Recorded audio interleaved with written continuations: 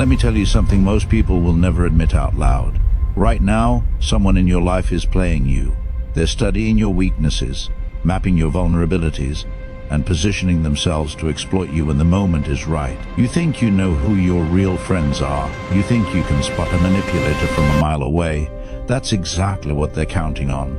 See, the most dangerous people aren't the ones who openly oppose you. They're the ones sitting at your dinner table, laughing at your jokes, asking about your day. And today I'm going to show you exactly how to identify them before they destroy you. This isn't some feel-good psychology. This is the dark knowledge that separates the powerful from the powerless. So if you want to stay blind, click away now. But if you're ready to see the game for what it really is, keep watching. Because by the end of this video, you'll never look at people the same way again. The first type of person you should never trust is the constant validator. Now, I know what you're thinking. Wait, isn't validation a good thing? Doesn't everyone need support? That's the trap. Listen carefully. There's a massive difference between genuine encouragement and strategic validation. The constant validator agrees with everything you say. They laugh at all your jokes, even the terrible ones. They tell you you're right when you're clearly wrong. They never challenge you, never push back, never offer real criticism. Why? Because they're not investing in your growth. They're investing in your dependency. Think about it. Have you ever had someone in your life who just made you feel amazing every single time you talked to them? Someone who seemed to worship the ground you walked on. That felt good, didn't it? That's the hook. Here's the dark psychology behind it. These people are creating an emotional addiction. They're conditioning you to seek their approval, to crave their validation like a drug. And once you're hooked, once you need that constant ego boost, they own you. They can withdraw that validation at any moment and watch you scramble to get it back. They can manipulate your decisions by simply withholding their praise. They can control your actions by making their approval the metric you measure yourself against. Ever noticed how these people always seem to need something eventually? How the relationship always becomes transactional? That's not a coincidence. The constant validator is playing the long game, building up credit in your emotional bank account so they can make massive withdrawals later. So what do? Simple. Be suspicious of anyone who never disagrees with you. Real allies challenge you. They tell you when you're being an idiot. They push you to be better, even when it's uncomfortable. The constant validator keeps you weak because weak people are easier to control. Watch for the pattern. If someone validates you constantly, but then suddenly gets cold when you don't give them what they want, you've just identified a manipulator. Cut them loose before they sink their hooks any deeper. The second type is the perpetual victim. This one is insidious because society has conditioned us to sympathize with victims. We're taught to be compassionate, to be understanding, to give people the benefit of the doubt. And manipulators know this. They weaponize your empathy against you. The perpetual victim has a sob story for everything. Their life is an endless series of betrayals, injustices, and unfortunate circumstances. Everyone has wronged them. Their ex was crazy. Their boss was unfair. Their family doesn't understand them. The universe itself seems to conspire against them. And here's the key: none of it is ever their fault. Pay attention to this pattern because it's critical. These people are not actually victims. They're predators wearing victims' clothing. Here's what's really happening. By positioning themselves as the perpetual victim, they accomplish three things. First, they disarm your defenses. You can't be suspicious of someone who's suffering, right? That would make you the bad guy. Second, they create an obligation. If they're the victim and you're the one in a better position, then you owe them help, support, resources. And third, they avoid all accountability. If nothing is ever their fault, they never have to change, never have to grow, never have to take responsibility for the chaos they create. This is exactly why these people are so dangerous. They will drain you dry emotionally, financially, and mentally, all while making you feel guilty for not giving them even more. You'll find yourself constantly making excuses for them, constantly trying to save them, constantly investing in their drama, and the moment you set a boundary, you're the villain. You're just like everyone else who abandoned them. You're heartless and cruel. See how the manipulation works. They've already primed you with all those stories about how everyone else betrayed them. Now you're terrified of being added to that list. So you comply, you give in, you sacrifice yourself on the altar of their endless needs. Here's your action step. Track the pattern. If someone has been wronged by literally everyone in their life, if they have a new crisis every week, if their problems never actually get solved despite all your help, you're dealing with a perpetual victim. These people don't want solution, they want supply. They feed on your attention, your sympathy, your resources. Starve them out. Protect your energy like it's your most valuable asset, because it is. The third type you need to watch out for is the secret keeper. These are the people who love to deal in information. They're always whispering, always sharing confidential details, always letting you in on secrets about other people. And it feels special, doesn't it? It feels like you're part of an inner circle, like you're trusted with privileged information. That's the lure. But think out this logically for just a moment. If they're telling you secrets about other people, what makes you think they're not telling other people secrets about you? This is fundamental Machiavellian strategy.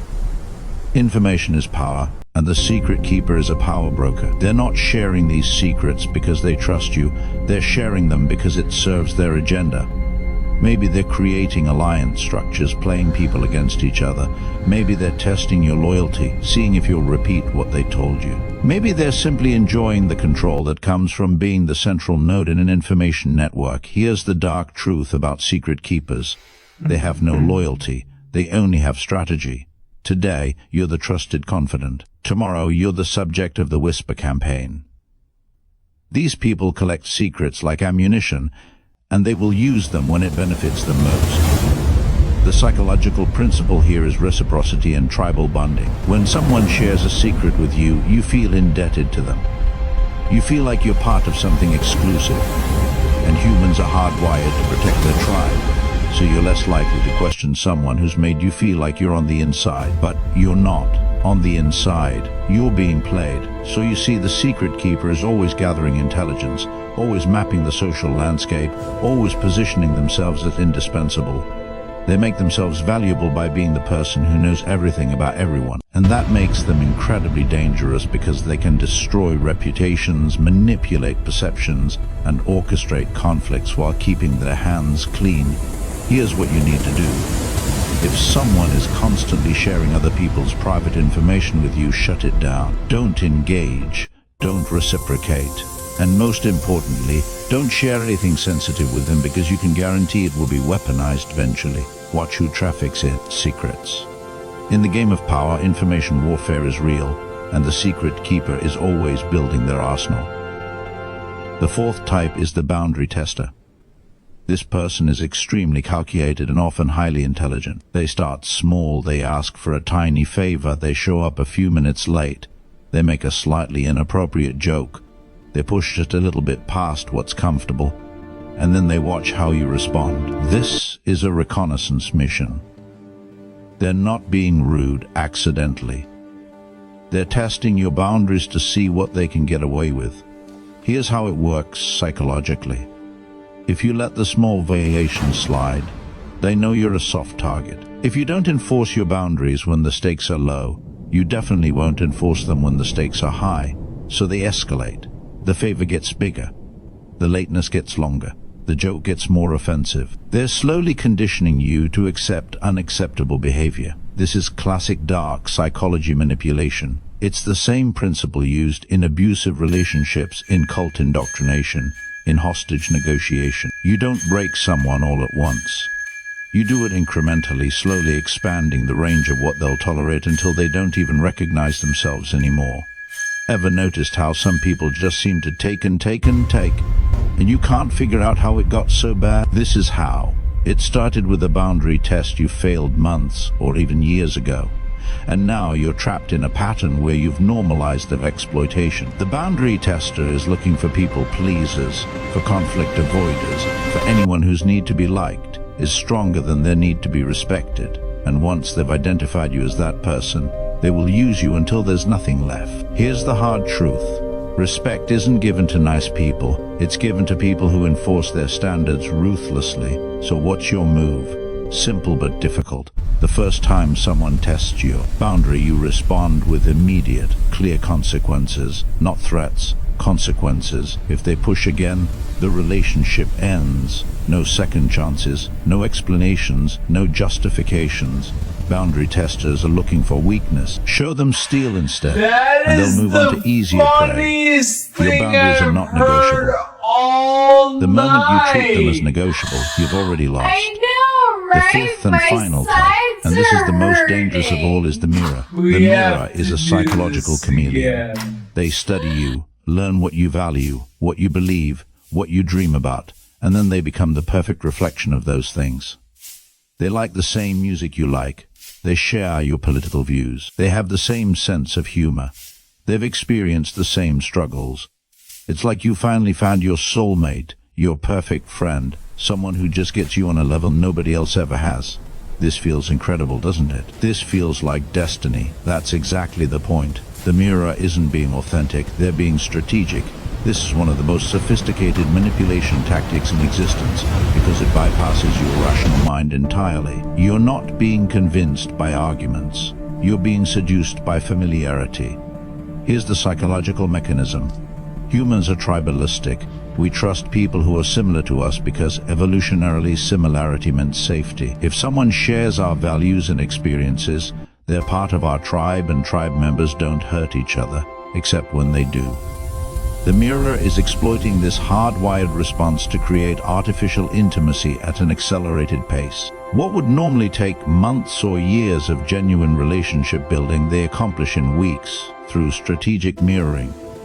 And once that bond is established, once you trust them completely, they have access to everything. Your vulnerabilities, your resources, your network, your secrets.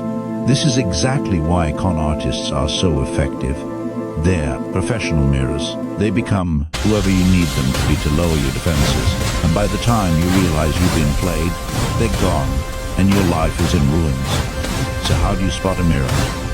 Look for inconsistencies. A real person has rough edges. They disagree with you sometimes. They have interests you don't share. They have a history that exists independent of you. The mirror is too smooth, too perfect, too accommodating. Their personality seems to shift depending on who they're talking to. Their stories are vague or change slightly each time they tell them. They have strong opinions that somehow always align with yours. Trust your instincts here. If something feels too good to be true, if someone seems too perfect, if the connection feels artificially intense, pump the brakes. Real relationships develop over time with natural friction and gradual revelation. The mirror is trying to skip all that because they're running a con, and cons work best when they work fast. Here's your defense. Slow down. Don't let anyone rush intimacy. Don't let anyone become indispensable in your life before they've proven themselves over time and through adversity. Watch how they treat people who can't do anything for them. The real person emerges when there's nothing to gain. The mirror only exists when there's a mark. So now you know.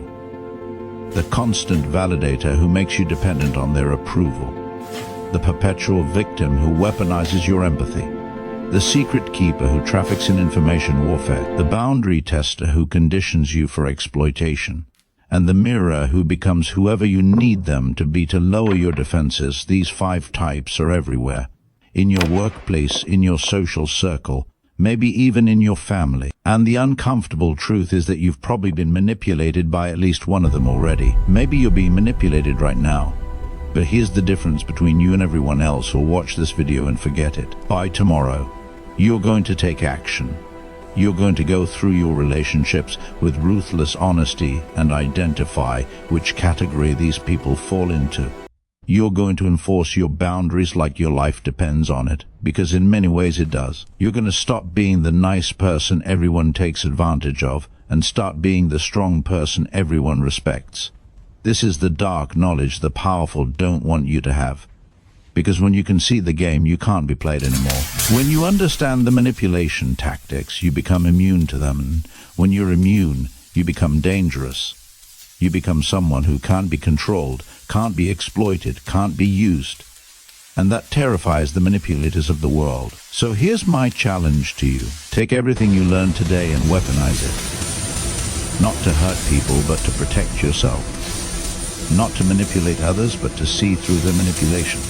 The world is not a kind place. It's a battlefield where the aware dominate the naive. where are you going to stand? If this video opened your eyes to something you'd been blind to, hit that like button. If you want more dark psychology and Machiavellian strategy that actually works in the real world, subscribe and turn on notifications. And if you know someone who needs to hear this, someone who's being played right now and doesn't even realize it, share this with them. You might just save them from a predator. The game is always being played. The only question is whether you're a player or a piece. Choose wisely. I'll see you in the next one.